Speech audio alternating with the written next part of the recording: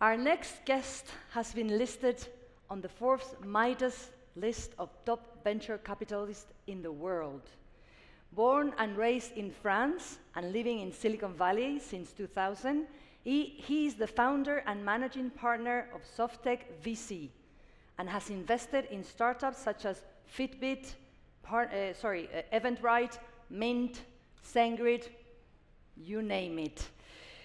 This firm is one of the original seed VCs in Silicon Valley, having closed 190 plus investments since 2004, and currently investing out of his $100 million Fund 5. Despite being contacted by over 3,000 startups per year, he only invests on an average of 15 seed commitments of $1 million per year in sectors such as mobile, cloud, SaaS, consumer services, connected devices, and frontier tech. Aha. Therefore, the title of his talk, Investing in New Tech Frontier, that is AI, VR, AR, autonomous vehicles, etc. He said that as an investor, you should only invest in startups you love. I believe he's going to tell us a bit more about it. So please, soyez le bienvenu, Jeff Clavier. Welcome.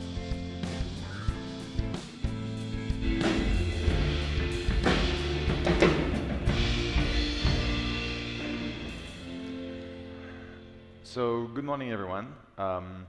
We heard from Mike Lynch sort of the how do you go about investing in deep tech. So what I'll talk about today is the what. What do we consider sort of frontier tech being, and how you go about finding those really interesting and very diverse opportunities. So I was introduced, so I'm not going to go through this. Basically, this is who I am, this is what I've done, some of the companies that we backed over the years. And if you were here last year, I presented to you this what's hot and what's not list of sectors in Silicon Valley. And today we're going to focus on frontier tech. So first and foremost, it's kind of useful to, as a backdrop, to define what is frontier tech. And there are several definitions out there.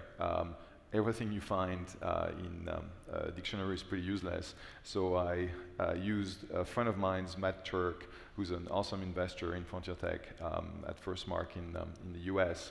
And his definition I quite like: a seemingly heterogeneous group that includes artificial intelligence, Internet of Things, AR, VR, drones, robotics, autonomous vehicles, space, genomics, neuroscience, and pretty much everything under the sun. And I don't include the blockchain actually in my definition. And if you ask, why am I sort of talking to you today, is if I go back and figure out what I have actually invested in, all those things are part of the portfolio. And if we have a bit of time, we'll talk about some of them. So, how do you define an opportunity? What does it look like? First and foremost, it's always super early in terms of market adoption. And for some of those companies, there's actually no market at all. You're going to create the market if you're successful as a company. So it's really sort of challenging for that. We heard that from Mike. Sort of deep IP science is typically what you want to see. It's not like yet another version of a CRM system or whatever. That wouldn't sort of qualify as frontier. The whole notion of frontier is it's sort of out there. Interestingly, there's always sort of either a lack of regulation or regulations would not allow, you know, a given sort of set of companies or technology to actually exist. A good example is drones, right? Up until recently, there was no regulation that allowed drones to fly in the US until the FAA offered preliminary sort of versions of their new rules, which means that we could actually sort of fly drones. The team has to be really sort of special. It's a mix of scientists, people who understand, you know, marketing. Mike sort of covered that, and you have to have, you know, sort of an alignment of the stars to make those things work. If you're not lucky, and I'll give you an example of that sort of luck, it's just not going to work. Look, the odds are against you when you go in that category. Timing is always the challenge, and because of the funding requirements of those companies, there's really sort of two categories: the too early ones and the way too early ones. And if you're way too early, you're basically running out of cash. And as you sort of think about what was frontier tech over the years, basically you start the frontier, you start getting adoption, you start getting, mass adoption, and eventually you become mainstream. And when I invested in Fitbit 9 years ago, it was basically at the edge of what was in existence at the time. This whole notion of having, sensors on your body. Now everyone has one of those, but at the time it was very, very new. And for us, it was a frontier tech investment, back in 2008. So I'll give you a quick example. One of our companies is called Pi Charging. It's an induction resonance-based wireless charging. So essentially, you can charge your cell phone without having a cable, just thanks to a magnetic field that the emitter sort of creates, and you have an induction charging receptor receiver in your phone. The company comes from MIT. The technology was invented in the lab. One of the co-founders wrote his PhD thesis on it. The tech co-founder is actually a genius. He graduated at the top of Tsinghua University and is the best student to come out of Tsinghua University for 10 years, meaning like he's one of the very top students coming out of China. Took 3 years for them to go from this initial idea to actually a version that will be able to release in the market. And that's an example of the tech. So this is this device which charges the phones. And you see here that the phones need a case because iPhone 7s don't have the actual receiver that it needed. And lo and behold, 3 weeks ago, Apple announced the iPhone 8 and 10 that you can actually charge through a standard called Qi, and suddenly that opened the market for Pi. So something that we started 3 years ago, sort of knowing that at some point we would have Qi receivers in phones, suddenly, like this element of luck that I mentioned, suddenly it opened up. And this is actually the team. So Dr. Li Xinxi and Dr. John McDonald actually winning the TechCrunch Disrupt Cup a couple of weeks ago in San Francisco. And thanks to all this alignment, suddenly sort of this worked. Obviously, we still have to release the product, get it to market, be successful. But this sort of little help from Apple was really sort of welcome. And if you're wondering, no, you can't cash that check. We tried. So, what does it mean to invest in frontier tech? It's really sort of one of the most challenging to invest at my stage. I do seed investment, so typically before there is much, but when you go in frontier, there's literally nothing. And so, in the case of Pi, the demo was like literally a table-wide prototype with 2 massive coils that allowed you to charge, a phone wirelessly, meaning you put like the phone just on top of the coil and it worked. That showed that the technology or the science was actually feasible, but it would take a long time and a lot of effort to actually make it into a product. When you invest as a seed investor, typically you give 18 to 24 months of runway with the investment that you make. Call it, 3 to 4 million is the typical sort of round that we see in being invested in those companies. But you're actually not sure that you will hit, sort of some meaningful milestones before you need to raise the next round. And the next round typically is raised on, some limited proof of market traction. So, the team opened a pre-reservation sort of web page as they went on stage at Disrupt, and now they have 12,000 people who've said, hey, I want to buy this thing with a discount. That's our limited proof of market traction. The issue is, when you invest in those companies, you will always sort of hit hurdles which are way lower than, let's say, the revenue hurdles that traditional SaaS companies would typically hit. If you're a SaaS company founder, you have to hit $1.5 million, $2 million to raise a Series A. Like in frontier tech, if you have a little bit of revenue, you will sort of be happy. The problem is that difference between what traditional companies sort of have to show for in revenue and frontier tech, like the gap widens over time. At some point, you have to catch up.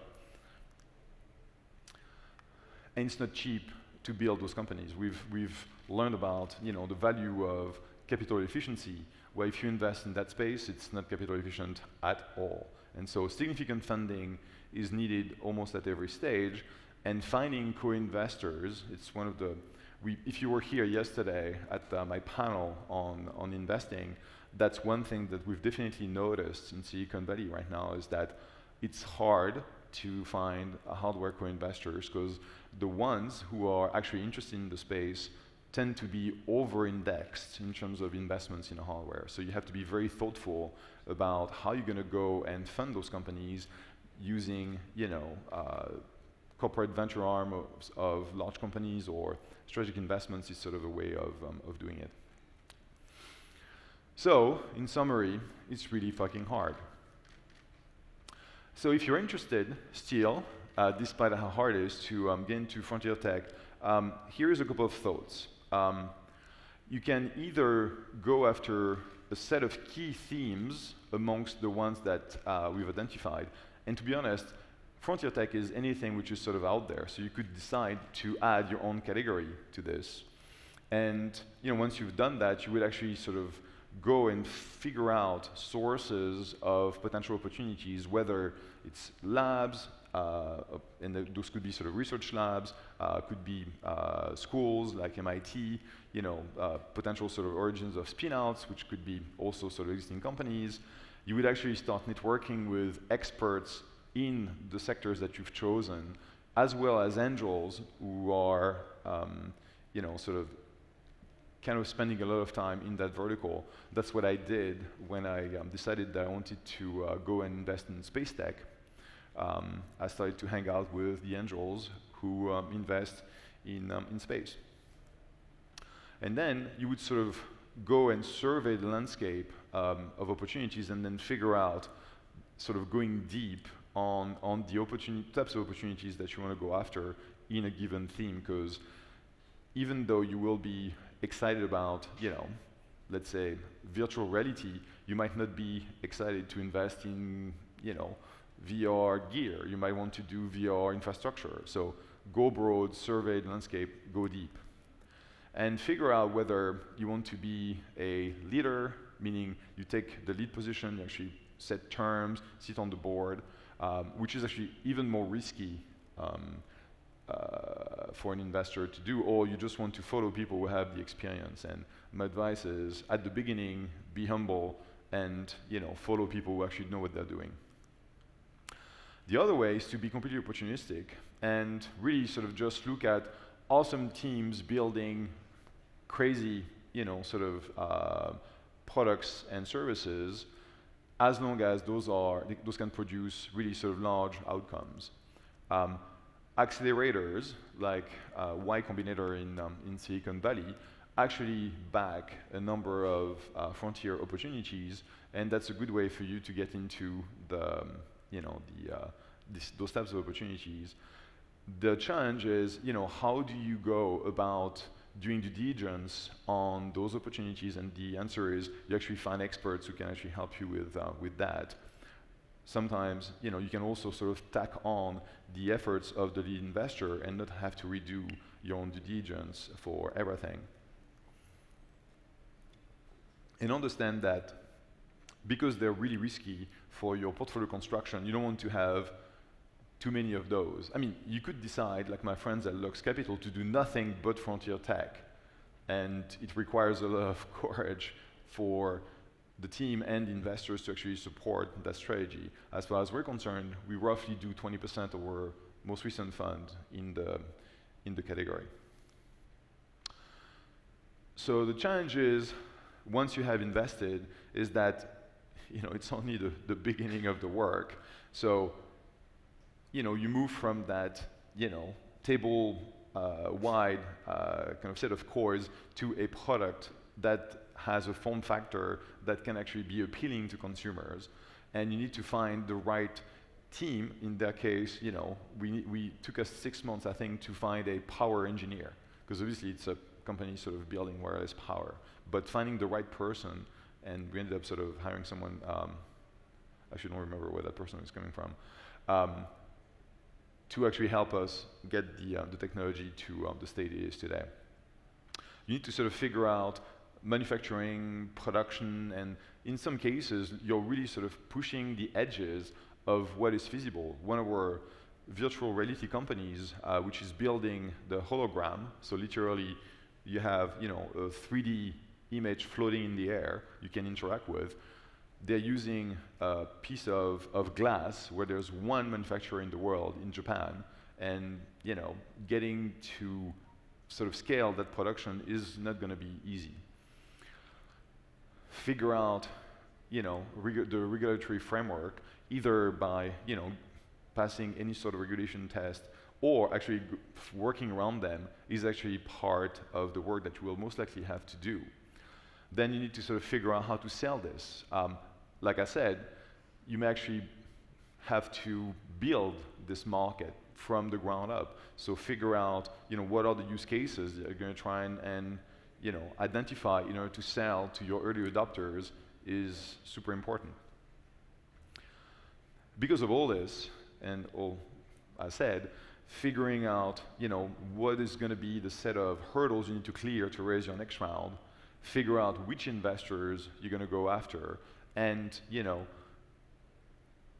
sort of do meets and greets to initiate these discussions with investors who will go to 3, 6, 9 months down the road, to sort of understand how they think about the opportunities is really important.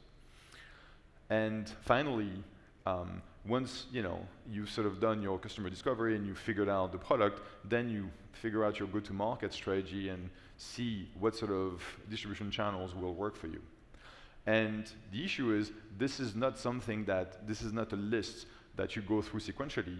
Like, you keep on sort of going back and forth between the different ones, because your go-to-market strategy will sort of have links to your product definition, like the investor traction needed will sort of impact what you need to show for in terms of initial traction. So all this is sort of a big iteration. So I want to spend a few minutes just talking about a few of those investments that I highlighted. So in artificial intelligence, and to be very candid, you could argue that AI is the new platform. There's AI everywhere. Pretty much every startup plan that I see today has some form of deep learning, machine learning, and so on and so forth. And so it's not because you invest in something that has some element of AI that this is frontier tech. Frontier tech in AI is really like you push the envelope and you do things that haven't been done before. And in our case, I think there were data infrastructure company, and everything is stealth, so I can't share the names. And yeah, if it's in black, it means it's seed stage. If it's in green, it's raise a Series A. In blue, it's Series B, and growth is Series C, D, and so on and so forth. So our data infrastructure company and our mobile deep learning company have really sort of figured out algorithms that haven't been done before, and hopefully when we get them to market, they will enjoy that success. We have a device-to-cloud platform, which essentially makes it 10x faster, 10x cheaper to take any sort of industrial device and connect it to the cloud. We've recently invested in a company which offers a mapping infrastructure to build augmented reality applications, complementing ARKit from Apple.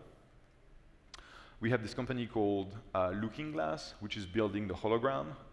They've raised a Series A. This is truly incredible in terms of technology. We'll literally have, Princess Leia coming out of R2-D2 on stage. We have invested in Drone Deploy, which is a mapping infrastructure company for drones, used a lot in agriculture today to map sort of fields. We've done a stealth investment in the trucking industry, sort of some kind of a robot application. In terms of autonomy, we've invested in an AI chip, so we'll have deep learning and computer vision algorithms directly on the chip. My most recent deal is a space tech investment, payload as a service, where we'll hide the complexity of launching and operating satellites, and to you, having sensors in space will essentially show up as a data stream and an API. So we're completely revolutionizing the way you sort of send your sensors in space. A long time ago, 9 years ago, we invested in a DNA computation infrastructure, and those guys raised a ton of capital, to get to where they are. So remember, it takes a long time and a lot of money. We've done a neurostimulation device called Hello, and finally, you've seen Pi. So those are examples of what we've done in the portfolio. And so, parting thoughts for you, this is literally one of the most exciting and accelerating kind of categories to invest in today. That's where I spend a lot of my time, and I'm so grateful to my investors that they actually allow me to do that. But it's so freaking hard and super risky, so you have to be very thoughtful, because when those fail, you have a giant crater in your portfolio, and that sucks. And the regulation is definitely sort of not helping. However, this is one of the biggest sectors where tens of billions of dollars in value will be created. So a lot of these companies will also be massively society positive, meaning they will change the life of hundreds of millions of people. And so I hope I convinced you that this was worth trying. Thank you.